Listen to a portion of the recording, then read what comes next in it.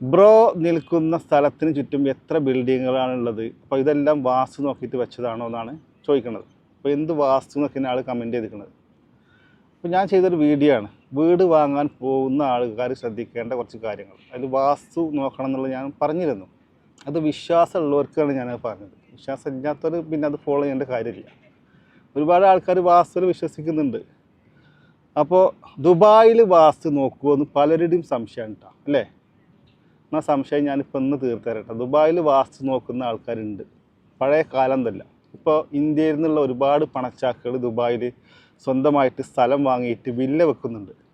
ഇപ്പോൾ 2016 ഞാൻ വർക്ക് ചെയ്യുന്ന കമ്പനിയിലെ ഇമാറാത്തി എഞ്ചിനീയറിംഗ് കൺസൾട്ടൻസി പറഞ്ഞ കമ്പനിയിലാണ്, എഞ്ചിനീയറിംഗ് കൺസൾട്ടൻസിയാണ്. അവിടെ വർക്ക് ചെയ്യുമ്പോൾ ബോംബെയിൽ നിന്നുള്ള ഒരു അഗർവാൾ ലേഡിയാണ്. അപ്പോൾ ഈ ലേഡി പിന്നെ ഞങ്ങളുടെ ഓഫീസുമായിട്ട് ബന്ധപ്പെട്ട് ഒരു വില്ല എമിറേറ്റ്സ് ഹിൽസിൽ, ദുബായിലെ എമിറേറ്റ്സ് ഹിൽസിൽ ഒരു വില്ല വെക്കണം. അപ്പോൾ അതിൻ്റെ ഡിസൈന് കാര്യങ്ങളൊക്കെ ചെയ്യാൻ വേണ്ടി സമീപിച്ചാണ് നമ്മുടെ ഓഫീസിനെ. അപ്പോൾ പുള്ളിക്കാർ നിർദ്ദേശിച്ച ഒരു കാര്യം എന്താണെന്ന് വെച്ചാൽ വാസ്തു നോക്കണം എന്നാണ്. അപ്പോൾ എൻ്റെ ഓണർ അറബിയാണ്. അപ്പോൾ അറബിക്ക് വാസ്തു എന്ന് പറഞ്ഞാൽ എന്താണെന്ന് അറിയില്ല.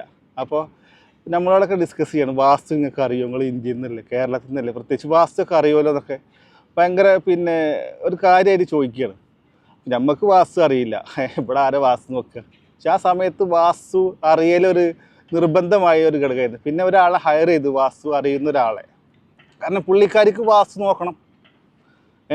അപ്പോൾ ദുബായിലും വാസ്തു നോക്കുന്ന ആൾക്കാരുണ്ട് കേട്ടോ. പ്രത്യേകിച്ച് ഈ ഇന്ത്യയിൽ നിന്ന് വന്ന പണച്ചാക്കുകൾ, പ്രത്യേകിച്ച് ഗുജറാത്ത്, ബോംബെ എന്നൊക്കെ വരുന്ന ആൾക്കാരുണ്ടല്ലോ, അത് ദുബായിലും വാസ്തു നോക്കും. അപ്പോൾ അത് വിശ്വാസമുള്ളവരെ സംബന്ധിച്ചാണ് പറഞ്ഞത്.